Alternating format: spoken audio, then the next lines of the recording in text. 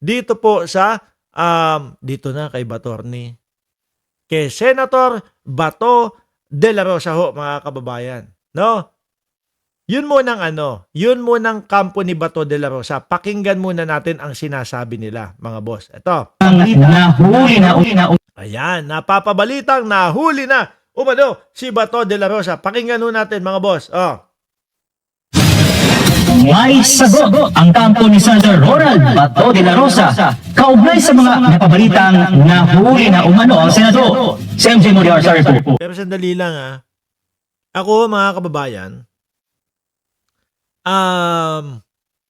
naniniwala ako doon sa narinig ko kay Atty. Claire Castro, naniniwala ako doon sa narinig ko kay Takeru Miyamoto, na ginagamit nila itong issue na ito, no, upang pagtakpan yung nangyayari doon sa impeachment ng ating Vice Presidente, mga kababayan.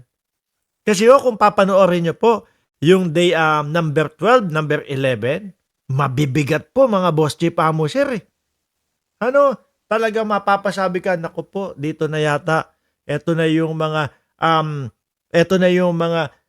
hearing na talagang dadaling ka at imumulat ka, no, na ang ginagawa ng kampo ng Vice Presidente o ang ginawa ng kampo ng Vice Presidente ay binalahura po ang pera ng bayan.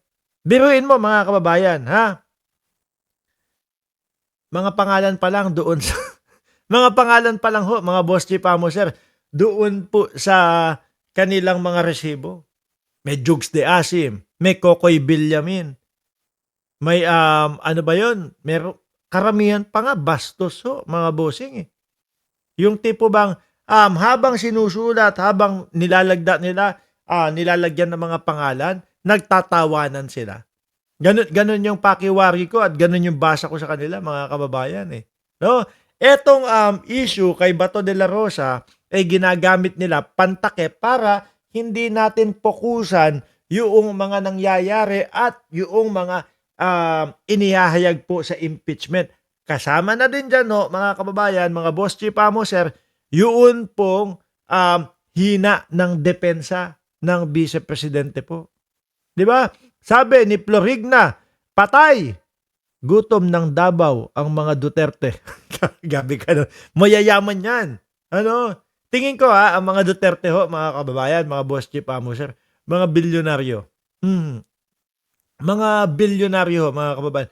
Yung isa nga, di ba? Bilyon. Ay, nako. Hanggang ngayon, hindi pa din ho nasasagot iyon. Sabi ni Alonely TV, dapat ikulong sa dahig ang pamilya Duterte na yan. Nako.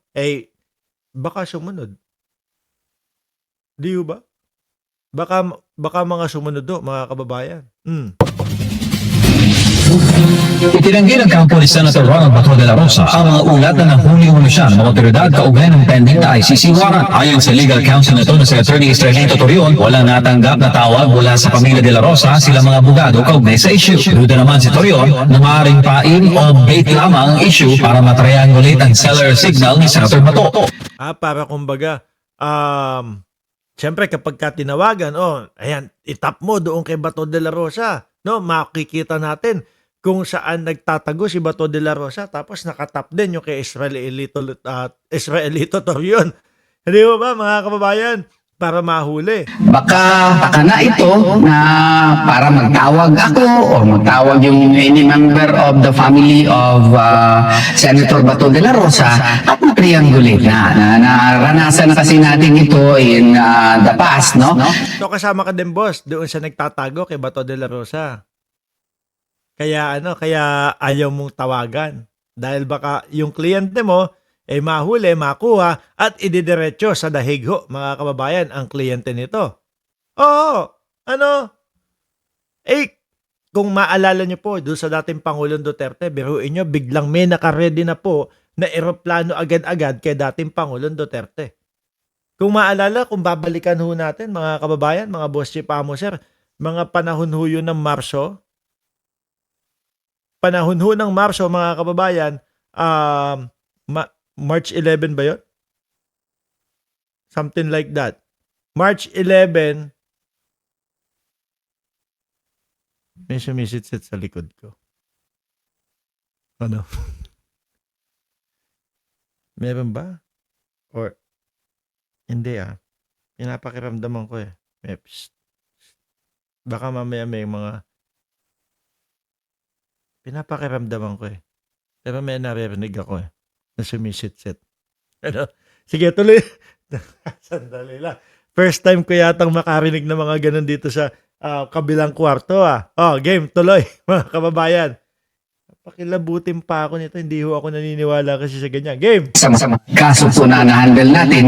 Kaya I really disciplined myself not to call my client at that time. Kasi there is really that big possibility that this might be a ploy for us to contact our client. And if we did that, then that would have, produced a certain vibration. Siguro, etong sila Torion, etong sila Bato de la Rosa, nadala na din po mga Boss Chief Amo, sir. Doon po sa mga nangyari kay Lucky Buloy, doon po sa mga nangyari kay dating Pangulong Duterte, kasi naswak naman din po eh. Talagang pasok ko sa banga. At yung isa nga po, mga kababayan, ang dating Pangulo ay nandoon na sa The Hague. At si Buloyski nandoon naman, nakakulong. Sa Pilipinas. Pero kapag ka si Buloyski, mga kababayan, nahatulan na dahil dalhin po sa ibang bansa sa Estados Unidos, malamang po magaya ang isang kliyente nitong si Torion doon sa kababayan natin na taga Miami o taga Florida na hahatulan po ng kamatayan. Bakit? Nanalbahe ng bata. Di ba parang ganun din yun? Sabi ni Sir Benjo, sorry Boss Mark, no? Late lang po. Okay lang ho. Kakaumpisa lang din po natin, mga boss. Okay, game. Which would enable the authorities to locate him. Nadamay si Senator Bato sa arrest warrant ay nilabas ng ICC dahil siya nagsilbing Chief PNP at main implementer ng anti-drug campaign o Oplantokan sa Administrasyong Duterte. Samantala, nakayag naman ng pangamba ang mga kapartino ni Senator Bato sa abroad sa kanyang kalagayan.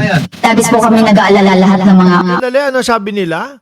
Lahat daw po ng OFW sa abroad. Ulitin ko nga, gusto kong mapakinggan yun, Parang hindi okay sa pandinig yun. Tokhang sa Administrasyong Duterte. Samantala, nakayag naman ng pangamba ang mga kapartino ni Senator Bato sa abroad sa kanyang kalagayan. labis po kami nag-aalala lahat ng mga OFW, Siya pala yung nagsabi ng lahat ng OFW. Huwag mo naman idamay yung iba. Meron tayong mga kababayan na OFW na hindi sampalataya at hindi naniniwala sa mga Duterte at kay Bato de la Rosa at gusto nila na maaresto at makuha din si Bato de la Rosa. Kaya wag niyong nilalahat. Di ba nakakahiya naman doon sa mga, lalo na doon sa mga kaanak ng mga biktima nung panahon ng Oplantokhang nila. Baka yung iba dyan, mga OFW, tapos sasabihin ninyo, sumasampalataya kay Bato de la Rosa. Kayo-kayo lang. Kung sila-sila lang, sila-sila lang. Huwag idadamay lahat. Kagaya ho natin, mga boss. Kapag kaho tayo ay nagbitaw ng salita, hindi natin sinasabi buong Pilipinas. Ano po? Hindi natin sinasabi lahat ng Pilipino. Lagi pong sinasabi natin, majority ng mamamayang Pilipino ang ayaw sa mga Duterte o hindi pabor doon sa mga Duterte. Ganon. Putek, lalahatin ho nila. Sabi nga yan ni Joselito Villarino, agree. Kakapiranggot lang kayong mga DDS na OFW. Iilan-ilan na nga lang kayo. Yung mga parali-rali ninyo, yung mga pasigaw-sigaw nyo sa ibang bansa, mga kababayan, wala. Di ba? Kakaunti na lang ho. Sabi ni Flor Igna, di nga mga palamunin namin, taxpayer, inutil, sana makulong na. Di ba? lalo na ang PDP laban International Malaysia.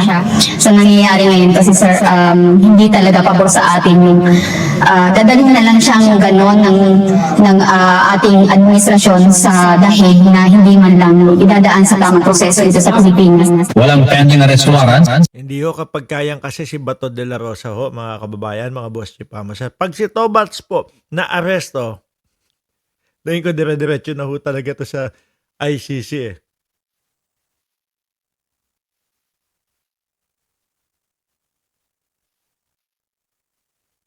Nabibinig talaga ako. Hindi ko alam kung yung tubig lumalagaslas, no? doon sa gripo, pero meron ako parang pasitsit yung naririnig ko eh. O, tuloy natin. Naku, wala yan.